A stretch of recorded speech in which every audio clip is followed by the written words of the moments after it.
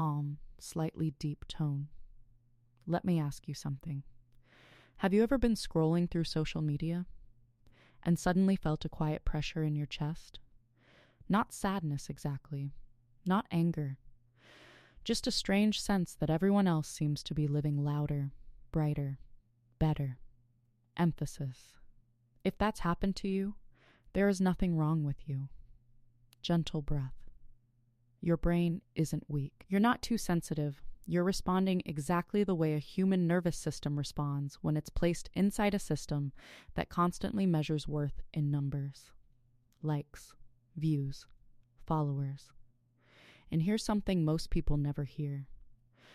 Sometimes the strongest person in the room isn't the one posting the most. It's the one who knows when to stay quiet, when to stay private, and when to protect their mind. We explore how the human mind really works.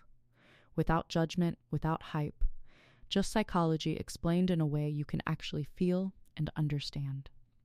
Now let's talk about something important. The most intelligent person in a crowded room isn't usually the loudest.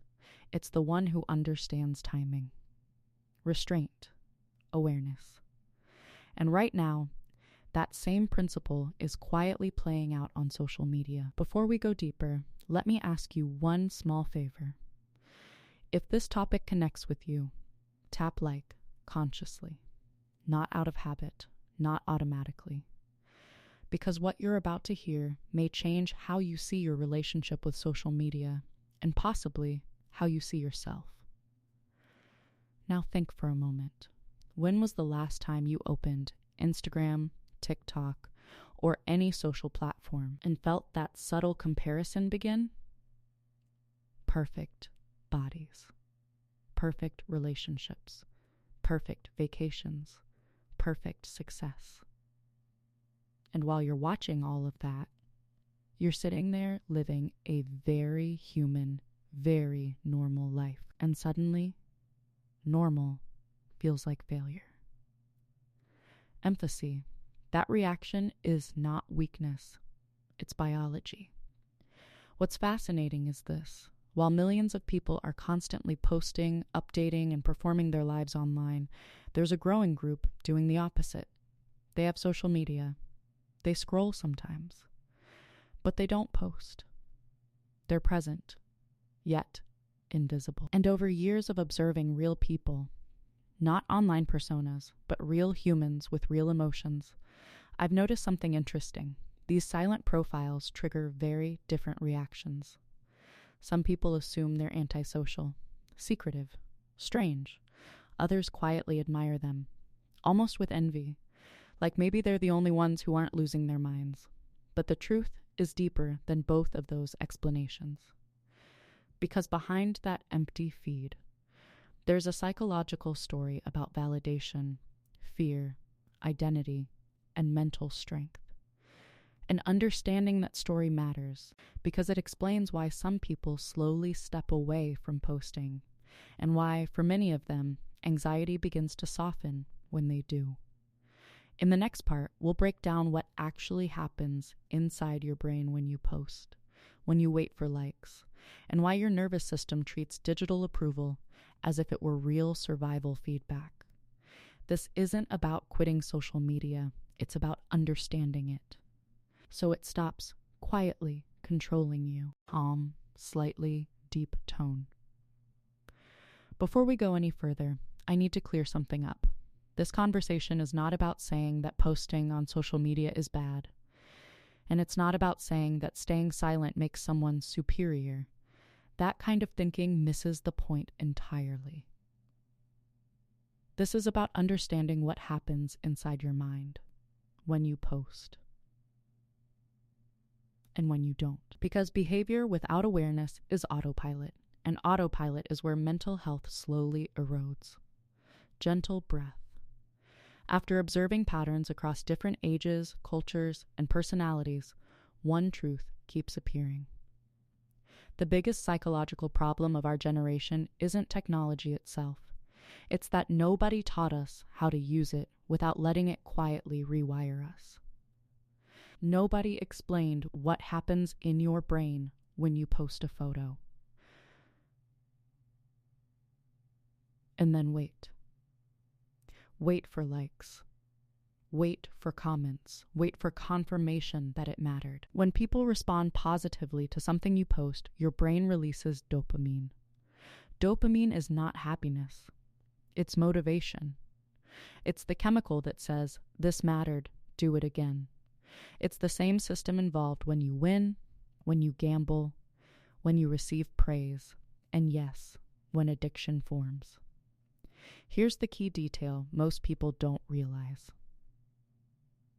Over. Emphasis. Your brain does not fully distinguish between digital approval and real-world approval. To your nervous system, a like can feel like social acceptance, and humans are deeply wired to seek that acceptance. For most of human history, belonging meant survival. Being rejected meant danger. So the brain developed powerful systems to avoid exclusion at all costs. Social media didn't create this need. It learned how to exploit it. Every notification becomes a tiny reward. Every like whispers, you're seen, you belong, you matter. Now imagine what happens when that reward becomes inconsistent. You post something and it gets attention. Next time, it gets less. Your brain doesn't interpret that neutrally. It reads it as social loss. And that's where anxiety begins to creep in. Gentle breath. This is one reason some intelligent people slowly stop posting. Not because they don't care, but because they care too much about their mental stability to keep riding that emotional roller coaster. But let's be careful here. Not everyone who stops posting is doing it from strength. There are different psychological reasons behind silence. Some people stop posting because they've developed strong internal validation. Their sense of worth comes from their values, their actions, their private standards, not from public reaction. That kind of self-esteem is stable. It doesn't spike with praise or collapse with silence. But there's another group. People who stop posting because they're afraid. Afraid of being judged. Afraid of rejection. Afraid of being visible and not measuring up. And this distinction matters deeply. Not posting because you made a conscious choice is very different from not posting because you feel unworthy. I've worked with people who were intelligent, kind, interesting, yet completely convinced that their life wasn't good enough to be shared. Not exciting enough. Not attractive enough. Not impressive enough. That belief doesn't come from reality. Direction, it comes from comparison. And social media is a comparison machine. It teaches the brain, slowly and repeatedly, that value must be proven. But then there's a third group, and psychologically, this group is the most interesting. People who understand the system, see how it pulls on attention and validation, and quietly decide not to participate. They don't announce it. They don't make a statement. They simply step back. Many of them report something subtle, but powerful. Lower anxiety, less pressure, a stronger sense of self. Not because they disappeared, but because they stopped outsourcing their worth. In the next part, we're going to talk about what happens when you scroll, not post, and how constant comparison triggers stress responses in the body that were never designed for this kind of exposure. And once you understand that, your relationship with social media may never feel the same. Calm, slightly deep tone. Now let's talk about what happens when you're not posting, but you're still scrolling, because this is where many people underestimate the psychological impact. Every time you open a social media app and begin moving your thumb, your brain enters a specific state. I call it comparative alert. Emphasis. Your brain is no longer just observing. It's evaluating. Who's doing better? Who looks happier? Who seems more successful? And here's the problem. What you're looking at is not reality. It's a highlight reel. but your brain treats it as truth. Your nervous system doesn't pause to ask, is this filtered? Is this staged? Is this just one moment out of thousands? It compares automatically. Your behind-the-scenes life to someone else's edited performance. And when your brain feels like it's losing that comparison, something very specific happens. It releases cortisol. Cortisol is a stress hormone. It rises when your brain senses threat. Now, this might sound dramatic. After all, you're sitting safely on a couch. No danger, no predator. But the brain doesn't only respond to physical threats. Social threat counts too. For most of human history, falling behind your group meant losing protection, resources, or status. So comparison became wired into survival. Lower emphasis. Social media constantly activates that ancient system. Every perfect image signals you're behind. And when cortisol rises again and again, day after day, something changes. The stress response was designed for short bursts, a few minutes, then recovery. But social media creates chronic activation, small hits of stress, multiple times a day, for years. And chronic cortisol is not harmless. It's linked to anxiety, low mood, sleep disruption, weight gain, digestive issues, weakened immunity. Your body stays in a quiet state of survival, even when nothing is actually wrong. Now think about people who don't post. For some of them, not posting becomes a protective boundary. If you don't post, you're less exposed to judgment. You're not waiting. You're not measuring. You're not negotiating your worth in public. But there's an important distinction here. Some people don't post, yet they still consume endlessly. They scroll, they compare, they absorb. And sometimes that hurts even more. Because now the comparison comes with an added layer of pain. Not only does it feel like others are doing better, it also feels like you have nothing worth sharing. I've heard people say, "My life is boring." And when we look closely, it isn't boring at all. They have relationships, moments of joy, growth, meaning. But social media has trained them to devalue those things because they don't look impressive online. That's a cognitive distortion, a serious one. It's like running a race on foot, while everyone else appears to be driving a sports car, and nobody tells you they're in a car. So what do psychologically healthier people tend to do? They usually choose one of two paths. They use social media consciously, limited time, clear intention, with constant awareness that what they're seeing is curated. Or they step back dramatically, not because they hate technology, but because they want relationships without a screen constantly mediating connection. They want experiences without comparison attached. They want peace. In the next part, we're going to talk about identity, how social media shapes who you think you are, and why some people stop posting not out of fear, but out of a desire to stay real. Calm, slightly deep tone. Let's go deeper into stress, because this is where many people finally understand why they feel so drained. When you compare yourself to others and feel like you're falling behind, your body doesn't just register disappointment, it registers danger, and that danger response releases cortisol. Cortisol is meant to help you survive short-term threats. It sharpens focus, raises energy, prepares the body for action. But here's the issue. Social media keeps that system turned on. Not all at once, not dramatically, but repeatedly. Small spikes of stress, over and over, every day, and the body never fully recovers. Emphasis. That's how exhaustion becomes chronic.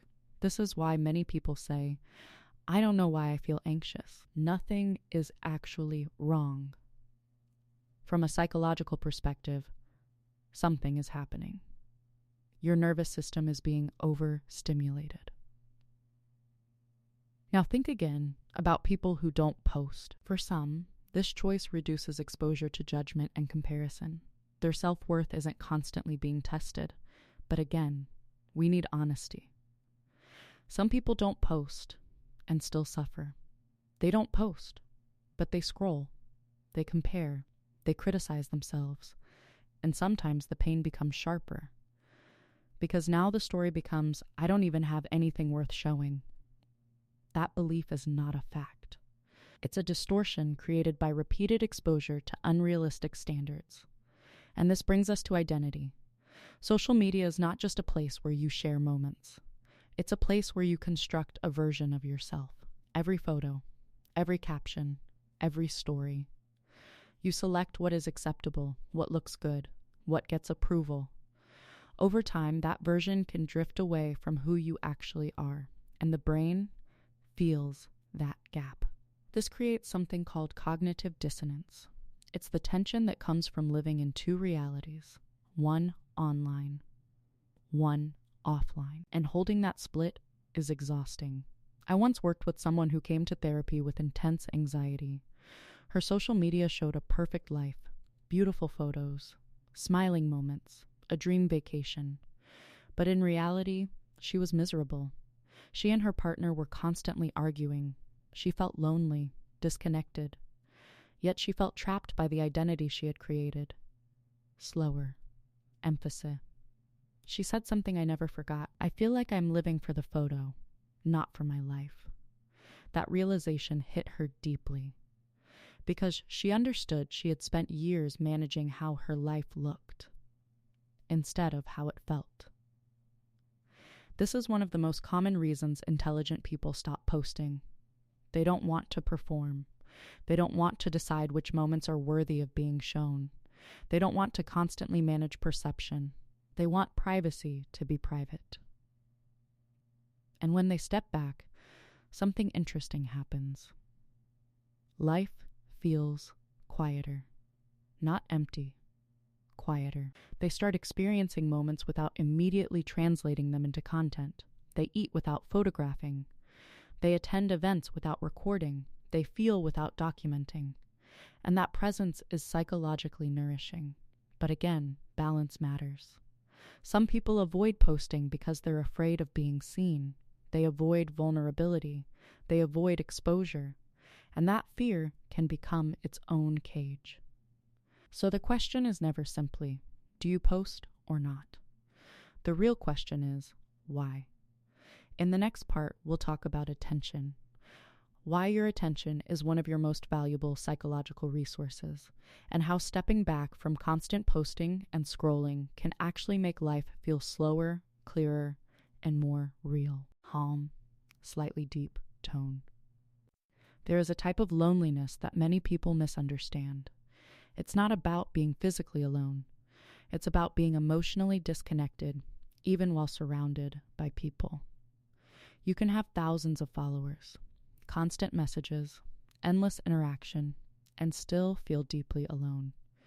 Because digital interaction rarely satisfies the deeper human need for real connection. This brings us to something most people underestimate: your attention. Your attention is not unlimited.